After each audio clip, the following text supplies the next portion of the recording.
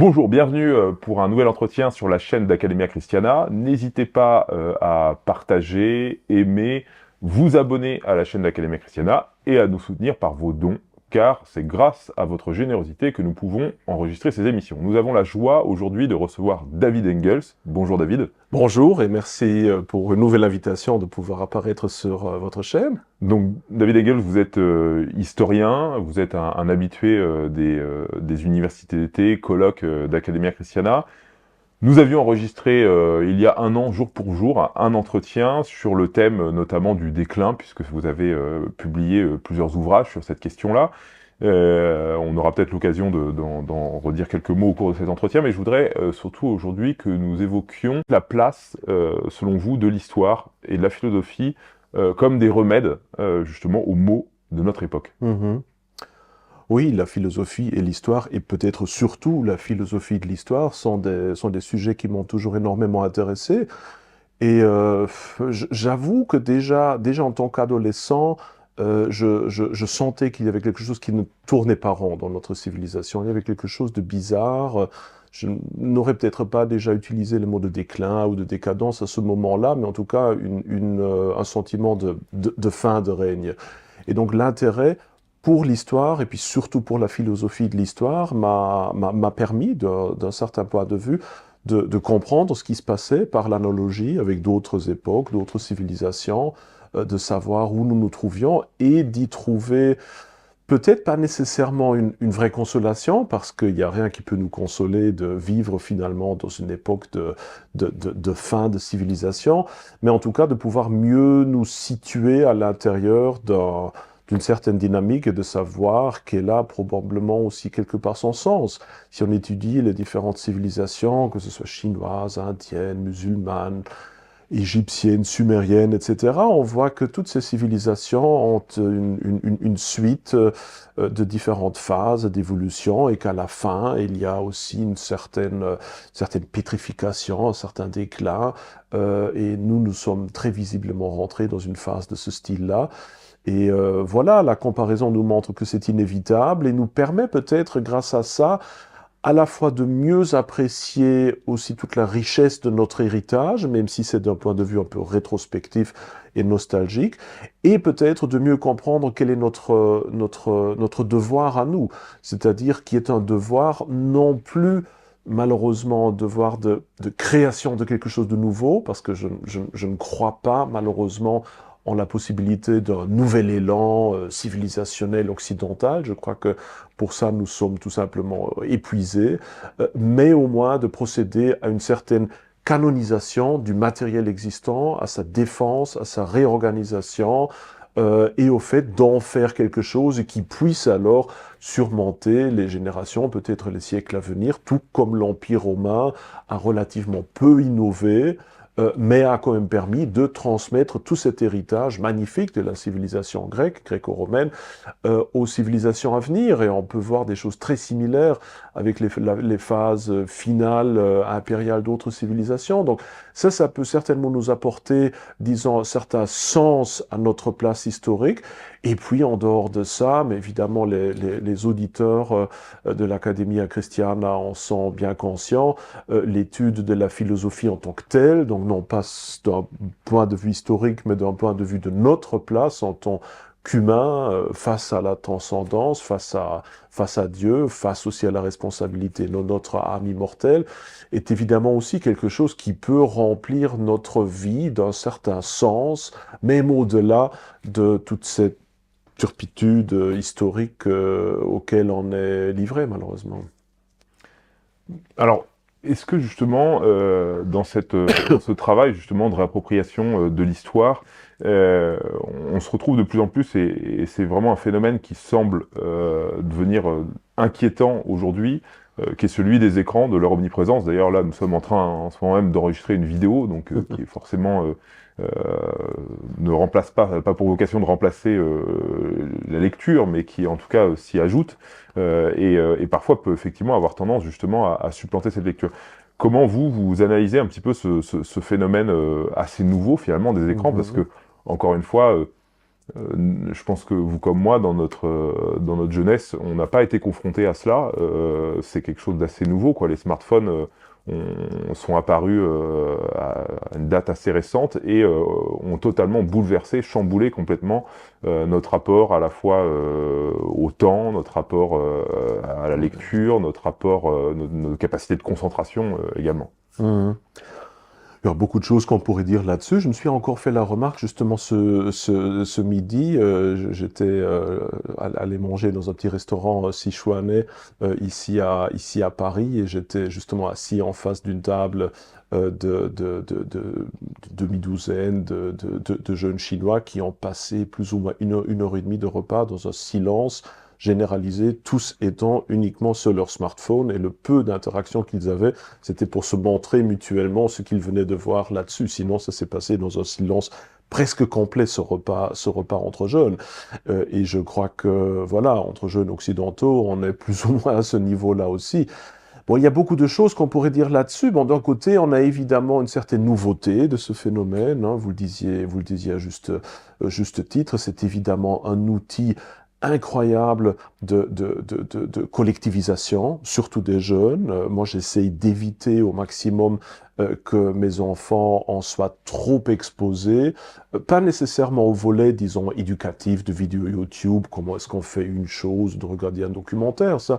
à la limite, c'est encore quelque chose de positif, mais d'être dans une utilisation des moyens virtuels pour l'interaction avec d'autres amis de leur âge. Parce que ça,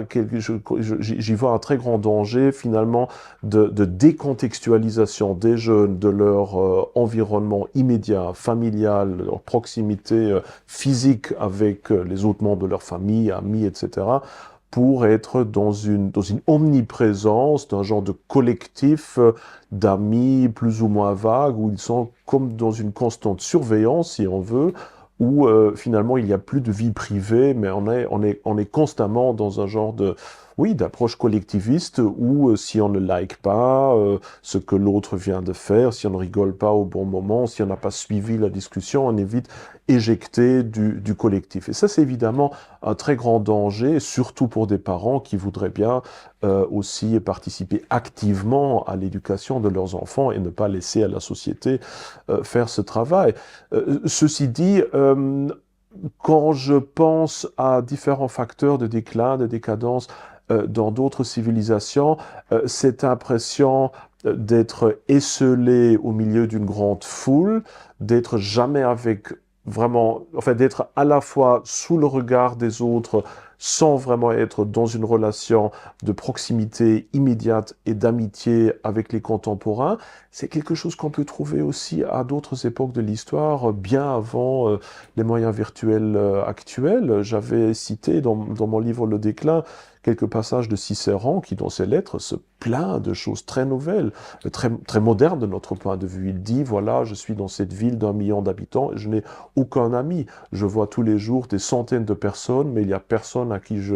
j'oserais montrer mon âme. Je suis constamment sous le regard des autres et pourtant, il n'y a personne qui me comprend. On sait bien que Cicéron a parfois tendance à se larmoyer aussi sur certaines choses, mais pourtant, on voit bien que les problèmes actuels ne sont pas nécessairement dus aux moyens virtuels, mais au contraire, c'est peut-être justement parce que nous sommes dans une phase de ce style-là que nous avons inventé les moyens, évidemment typiquement faustiens, technologiques,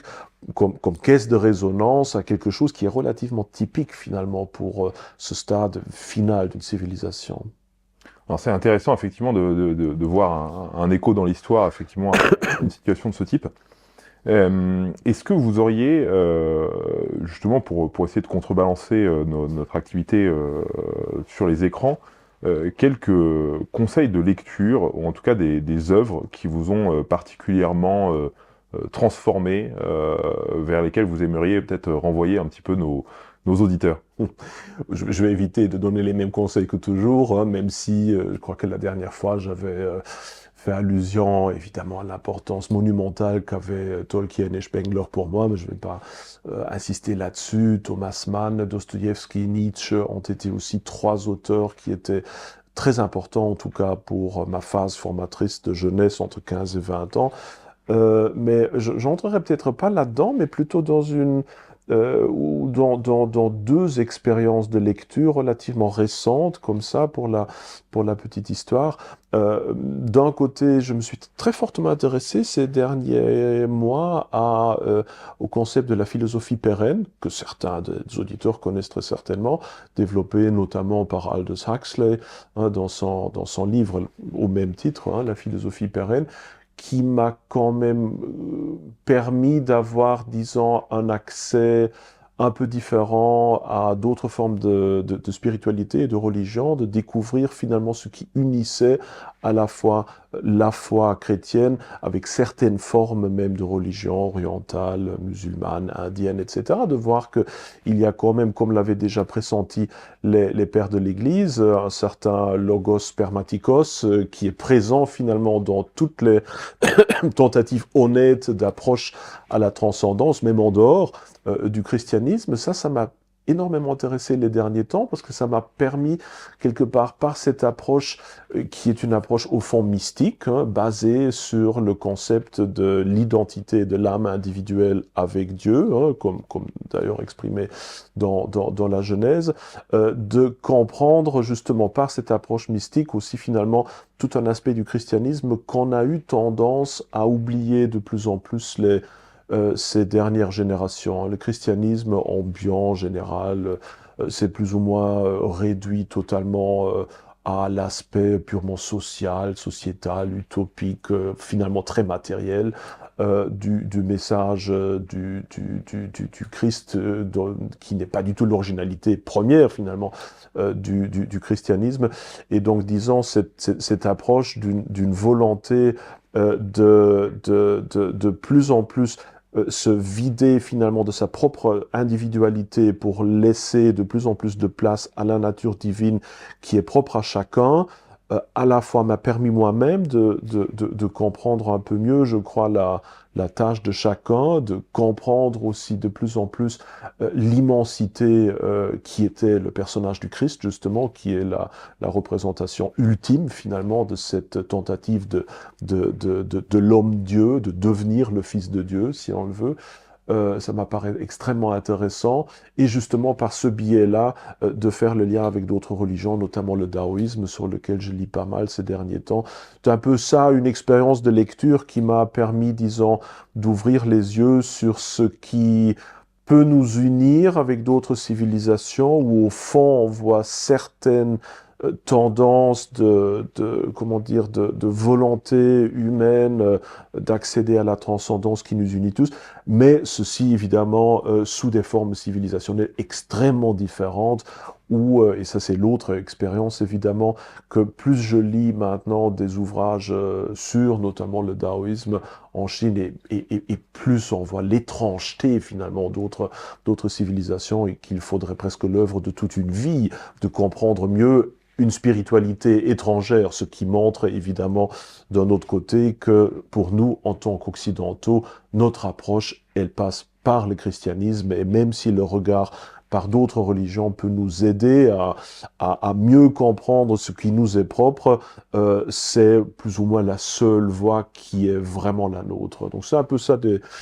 réflexions sur lesquelles je planais un peu ces dernières semaines, derniers mois. Je ne sais pas si c'est vraiment une recommandation de lecture, mais en tout cas, Aldous Huxley, la philosophie pérenne, en tout cas moi ça m'a énormément appris ces dernières semaines. Et alors, je rebondis un petit peu sur ce... Est-ce qu'il peut y pas y avoir un risque de relativisme aussi à travers ce regard justement de comparaison, on pourrait dire, de ce qu'il peut y avoir d'universel dans la mystique, Mhm. euh, quelle qu'elle soit? Hum, Ça dépend. Si on définit relativisme dans le sens de dire, voilà, toutes les religions se valent, tout ça est un peu la même chose, et finalement il y a ceux qui disent ceci et d'autres qui disent cela. Oui, mais je crois que ce serait justement tirer une mauvaise leçon justement de cette comparaison, parce qu'au fond de cette comparaison, on voit quand même qu'il est propre à l'être humain, et ça d'une manière absolument indistincte de l'époque de vie et de la place géographique, de se rendre compte de l'existence de Dieu, de se rendre compte que nous sommes dotés d'une partie immortelle qui nous est propre et qui est similaire, voire identique à Dieu.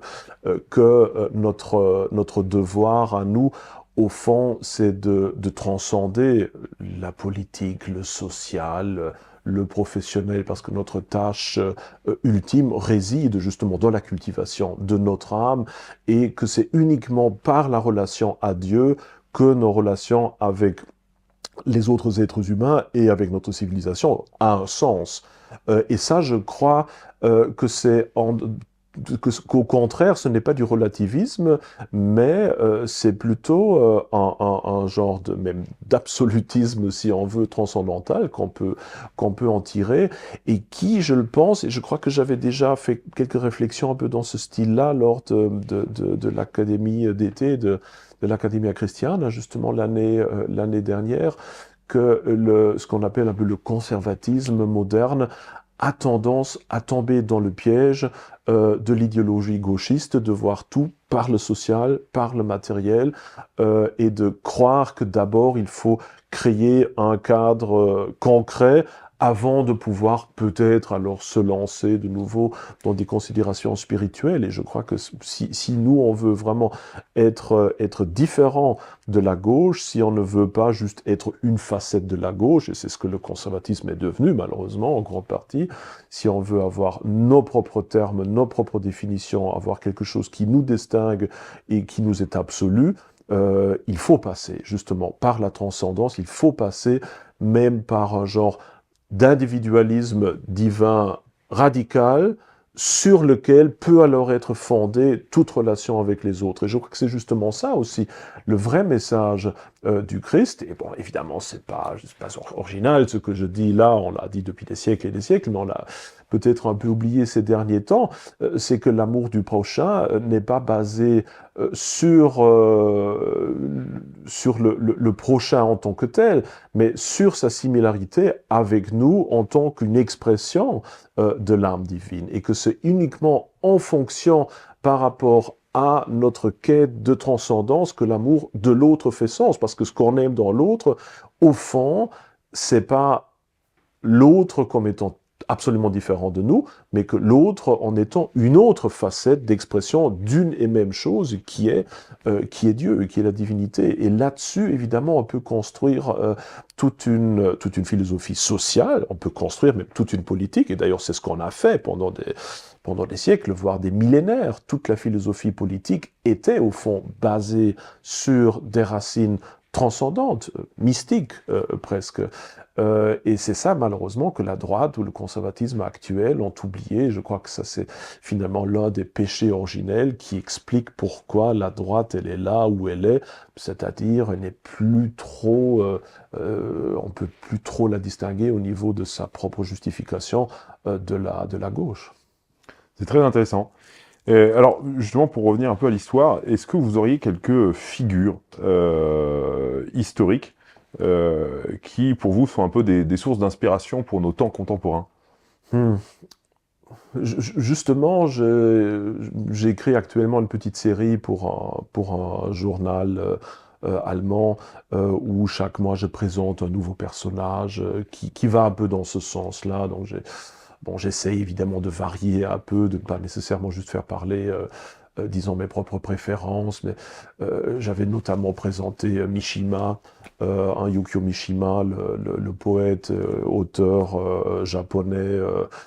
extrêmement connu, qui à la fin de sa vie, enfin, ou plutôt qui a mis fin à sa vie dans un acte de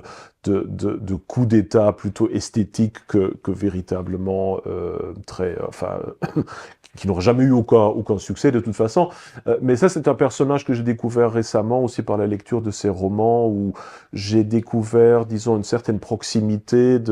d'impression d'avoir perdu une certaine réalité culturelle, d'avoir perdu sa propre culture face au matérialisme, à l'hédonisme, à l'américanisation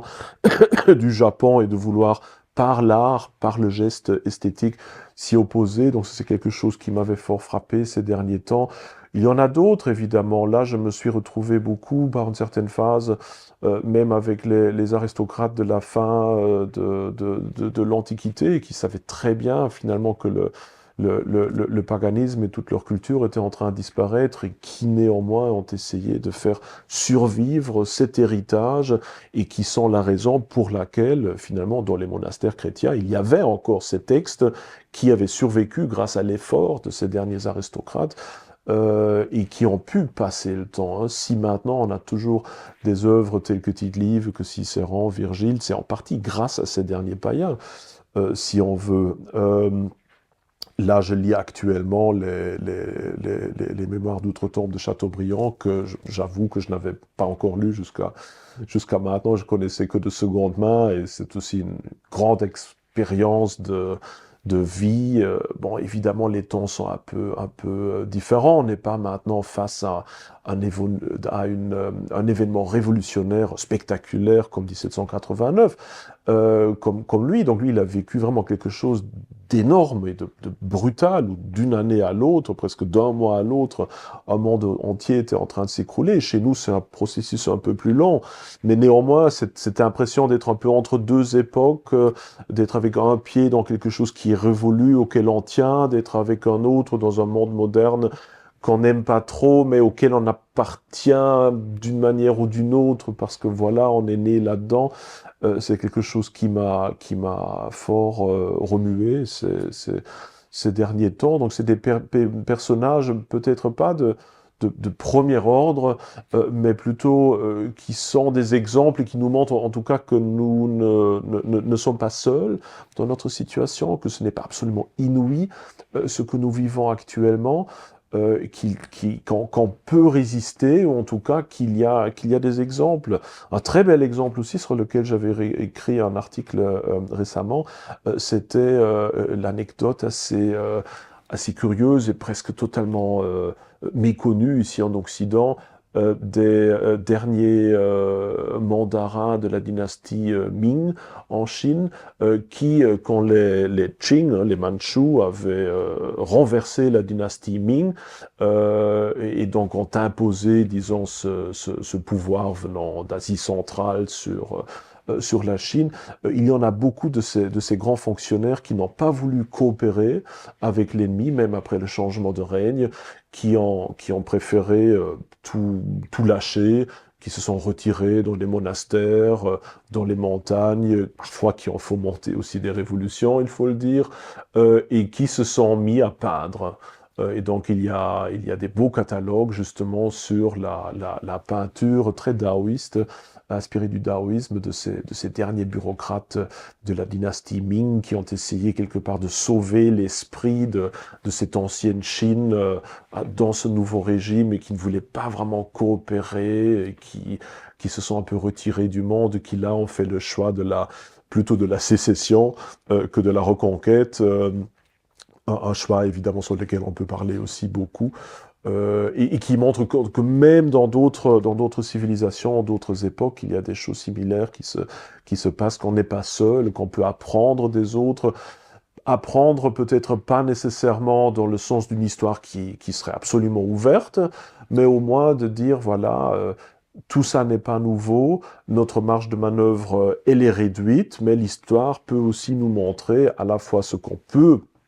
peut-être encore changer, et puis d'un autre côté, comment en tant qu'individu on peut vivre honnêtement finalement avec cette situation-là, et toujours exercer une certaine tâche, soigner un certain patrimoine, défendre des valeurs, les transmettre, pour que peut-être même pas la génération prochaine, mais peut-être que d'autres civilisations, d'autres siècles puissent y trouver aussi une inspiration, et comme ça finalement, je trouve dans ce dialogue entre les civilisations, entre les siècles, entre les grandes cultures, quelque chose d'assez réconfortant. Finalement, c'est un dialogue qui est parfois très loin, qui peut parfois paraître très étranger, mais qui montre au fond que nous ne sommes pas seuls. Et c'est déjà beaucoup dans un monde justement qui veut nous faire croire que nous sommes seuls, et que nous, en tant que derniers Européens, on est des farfelus, on est des fous, on est des extrémistes, qu'on voit tout en mal et que c'est des expériences absolument inouïes qui se passent et qu'il faut se jeter corps et âme dans cette modernité. Non, justement, ce dialogue avec d'autres civilisations nous montre que ce n'est pas du tout le cas, qu'au contraire, ce dialogue, quelque part, il est possible et qu'il peut nous aider à vivre avec ce déclin. Alors, merci beaucoup, David Engels, pour ces quelques figures et inspirations. Avant de conclure cet entretien, puisque vous vivez en Pologne, j'aimerais donner quelques mots sur un petit peu la manière dont, voilà, en Pologne, on vit le conflit actuellement russo-ukrainien. Comment, voilà, depuis un an, les choses ont évolué et comment est-ce qu'elles se présentent de Pologne? Oui, bon, est-ce qu'on peut même parler d'une Pologne désormais?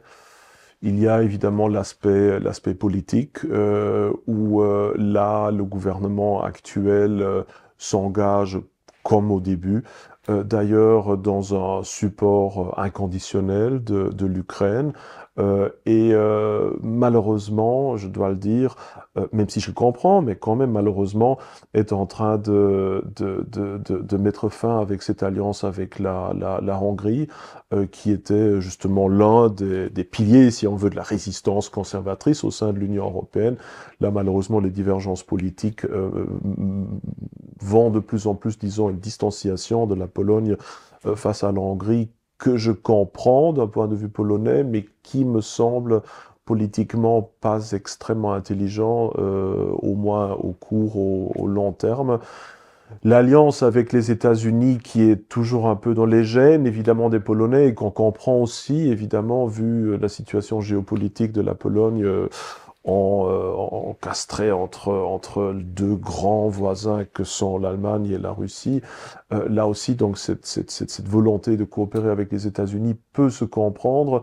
mais me semble, à la longue, d'un point de vue culturel, très problématique, vu que, bon, aux États-Unis, on a évidemment un très fort parti républicain, on a un conservatisme probablement beaucoup plus fort aux États-Unis que dans la plupart des pays européens, mais actuellement, évidemment, les États-Unis sont surtout connus pour l'exportation des valeurs de gauche, du multiculturalisme, le genre, LGBT, etc., etc. Et je crois que ça, à la longue, ça n'aura pas nécessairement très bonne influence sur la Pologne. Donc ça, disons, sur le volet politique, euh, à la fois je comprends l'espoir polonais de se dire, de constituer à la longue un genre de contrebalance, ou de contre-centre par rapport à Berlin et Paris, qui sont irrémédiablement à gauche, si on le veut. Et donc l'espoir que la Pologne, avec l'appui des pays baltes, l'Ukraine plus tard, etc., puisse former un genre de troisième pilier au sein de l'Union européenne. Je peux comprendre cet espoir quelque part, mais j'ai des doutes sur disons, la chance au long terme de le réaliser sans trop de sacrifices idéologiques, malheureusement. Et en ce qui concerne la population polonaise, on voit que toujours, en gros, il y a une grande sympathie pour l'Ukraine, pour ce peuple qui est meurtri, etc., où il y a des millions de personnes qui ont perdu leur foyer, qui ont vu leur village bombardé, etc., et qui trouvent refuge en Pologne. Donc ce soutien, il n'a pas baissé, mais on voit quand même une certaine lassitude de la durée du conflit. On aurait envie que ça cesse, et le double poids d'avoir à subir les sanctions de l'Union européenne qui continuent d'une manière extrême, avec les dépenses militaires qui ont augmenté énormément en Pologne, plus encore tout ce qui doit être dépensé pour les réfugiés ukrainiens, tout ça, à la longue, devient problématique aussi pour le simple citoyen polonais qui aimerait bien que ce conflit cesse. Et cela peut peut-être faire comprendre une évolution récente, politique polonaise. Après le début de la guerre, le parti d'opposition de droite, la Konfederacja, avait chuté énormément dans les intentions de vote. C'était un parti qui, assez longtemps, avait plutôt opté pour, disons, un rapprochement avec la Russie, qui avait insisté sur le fait que jamais la Russie allait attaquer un voisin. Donc forcément, après, ça a perdu une certaine crédibilité. Néanmoins, ce parti a insisté durant toute la durée de la guerre sur le fait que la Pologne, il n'y avait pas grand-chose à gagner et probablement allait, comme si souvent dans son histoire, payer les frais à la fin, d'une manière ou d'une autre. Et là, actuellement, dans les intentions de vote, ce parti-là est relativement fort maintenant. Je crois qu'ils sont à 12%. Ce qui, avec les intentions de vote qui sont en train de baisser pour le parti au pouvoir, pourrait mener à une situation, disons, relativement inouïe, où le parti au pouvoir, qui de fait est chrétien et social, si on veut, hein, c'est un genre de social, enfin socialisme chrétien ou hein, le PiS, on dit souvent que c'est du populisme de droite, du national-populisme, etc. Mais je crois que s'il y a deux choses qui le définissent, c'est d'un côté un certain patriotisme chrétien et d'un autre côté une approche relativement sociale et non pas libérale du domaine politique. Donc ce parti-là se voit peut-être obligé de rentrer dans une coalition avec la Confederacja qui, elle, par contre, est située très du côté ultralibéral et n'est pas nécessairement caractérisée par, disons, une idéologie très chrétienne. Vous avez là aussi un peu de l'athéisme dedans, parfois même du néopaganisme, etc. Donc c'est un peu chaotique. Mais c'est un peu ça disons, l'évolution des derniers mois. Maintenant, la guerre peut influencer beaucoup encore ce qui va se passer, surtout donc les élections dont je parle, qui vont avoir lieu en automne. Et évidemment, c'est une situation dans laquelle moi et beaucoup d'autres se sentent qu'on investit quand même beaucoup de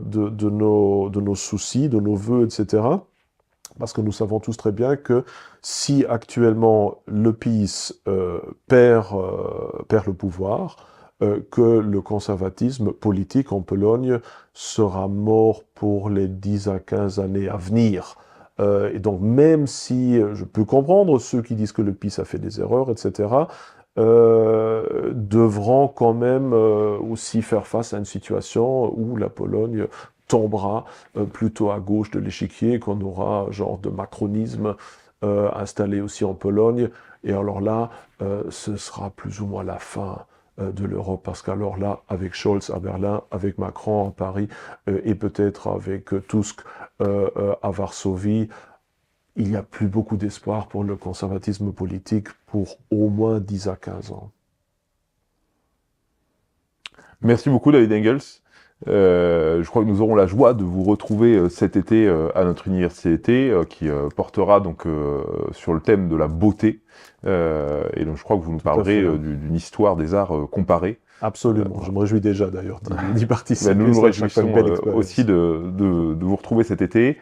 Je profite justement de ce moment des annonces pour évoquer du coup la deuxième université qui aura lieu aussi en Provence du 13 au 16 juillet et l'autre université, donc la grande université qui a lieu déjà depuis 10 ans, se tiendra donc dans l'ouest de la France du 14 au 20 août, voilà, et vous aurez la joie de retrouver de prestigieux intervenants. Je vous remercie, n'hésitez surtout pas à partager et à vous abonner à la chaîne d'Academia Christiana. Merci beaucoup, David Engels. Merci pour l'invitation.